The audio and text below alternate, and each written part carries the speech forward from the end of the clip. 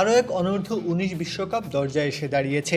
বাংলাদেশের যুবারা আরও এক স্বপ্নের দোরগোড়ায়।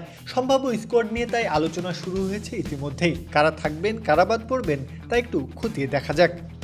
সদ্য সমাপ্ত এশিয়া কাপে যারা খেলেছেন তাদের অধিকাংশ খেলোয়াড়কেই দেখা যাবে আসন্ন অনূর্ধ্ব-19 বিশ্বকাপেও। নির্বাচকদের ভাবনায় বড় কোনো রদবদল নেই, কেবল ফিটনেসের বাস্তবতায় একটি পরিবর্তনের ইঙ্গিত মিলছে। চোটের কারণে এশিয়া কাপের পুরোটা সময় বাইরে থাকা অলরাউন্ডার আল ফাহাদ বিশ্বকাপ স্কোয়াডে ফেরার পথে। তার প্রত্যাবর্তনে জায়গা হারানোর শঙ্কায় আছেন মোহাম্মদ সবুজ। এই একটি পরিবর্তন ছাড়া এশিয়া কাপের মূল স্কোয়াডই বিশ্বকাপে বহাল থাকছে বলে ধারণা করা যাচ্ছে। আইসিসি অনূর্ধ্ব-19 বিশ্বকাপের পর্দা উঠবে 15 জানুয়ারি, তবে বাংলাদেশ তাদের বিশ্বকাপ অভিযান শুরু করবে 17 জানুয়ারি থেকে। ইতিমধ্যে কয়েকটি দেশ নিজেদের স্কোয়াড ঘোষণা করলেও বাংলাদেশ ক্রিকেট বোর্ড আনুষ্ঠানিকভাবে স্কোয়াড জানাবে 1 জানুয়ারি। এবারের আসরে অংশ নিচ্ছে 16টি দল, যাদের ভাগ করা হয়েছে 4টি গ্রুপে। প্রতিটি গ্রুপেই 4টি করে দল। বাংলাদেশের গ্রুপটি মোটেই সহজ নয়। ভারত, নিউজিল্যান্ড ও যুক্তরাষ্ট্রের সঙ্গে একই গ্রুপে পড়েছে লাল সবুজের প্রতিনিধিরা। শক্তির ভারসাম্য এই গ্রুপকে শুরু থেকেই চ্যালেঞ্জিং হিসেবেই দেখছেন ক্রিকেট বিশ্লেষকরা।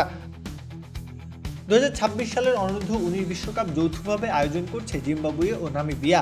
জিম্বাবুয়ের হারারেতে 2টি ভেন্যু এবং বুলাওয়েতে একটি ভেন্যুতে ম্যাচ অনুষ্ঠিত হবে। পাশাপাশি নামিবিয়াতেও 2টি মাঠে বিশ্বকাপের লড়াই গড়াবে। এই আসরের মধ্য দিয়ে অনূর্ধ্ব-19 বিশ্বকাপে প্রথমবারের মতো অংশ নিতে যাচ্ছে তানজানিয়া। পুরো প্রতিযোগিতা জুড়ে 23 দিন মাঠে গড়াবে মোট 41টি ম্যাচ। বাংলাদেশের জন্য একটা সুবিধার জায়গা হলো গ্রুপ পর্বের সব ম্যাচই তারা খেলবে বুলাওয়ের কুইন্স স্পোর্টস ক্লাবে, যেখানে কন্ডিশনের সঙ্গে দ্রুত মানিয়ে নেওয়ার সুযোগ থাকবে।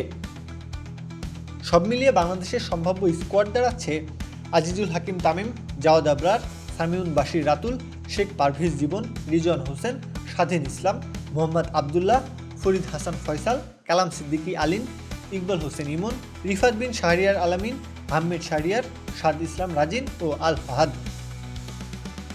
প্রত্যহ কাব্য, খেলা 71।